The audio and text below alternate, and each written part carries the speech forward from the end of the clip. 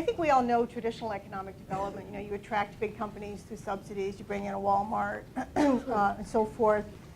Community wealth building is about you start instead with local assets, and you're developing local assets of many kinds, including you know, ecology and people's skills, and you know, so what is it that you have to work with? You know, how do you keep wealth local through locally rooted ownership, ideally broadly held? You work collaboratively. This is not just something that government is doing with the private sector. You're also involving foundations and nonprofits, so you're always working collaboratively. You intend to be inclusive. You don't just, you know, grow the downtown and hope everybody's going to benefit, because we know that they won't. And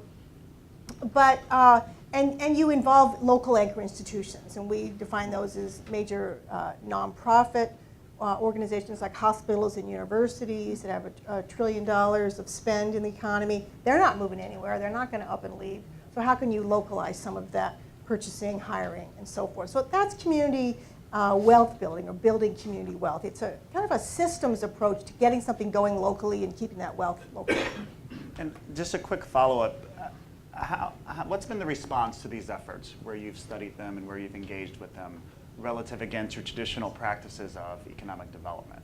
Sure, sure. Well, you know, Ted Howard, our president, started in Cleveland. He helped create the Evergreen Cooperatives there, a network of worker-owned cooperatives, working closely with the Cleveland Foundation and also with anchors. And so that has been very successful. Like University Hospitals in Cleveland is creating a pipeline for employment in low-income neighborhoods, have been able to create many, many jobs. Lots of anchor institutions are catching on around the country, getting excited about this. We're working with Kaiser Permanente in California. They want to think of themselves completely with an anchor mission. We're working with Mayor Jones, and Richmond has their own Office of Community Wealth Building. So we're starting to see this idea catch on. People come to study the Evergreen Cooperatives from all over the world. So we really see that people are hungry for ideas and are searching out good ideas and wanting to go with them.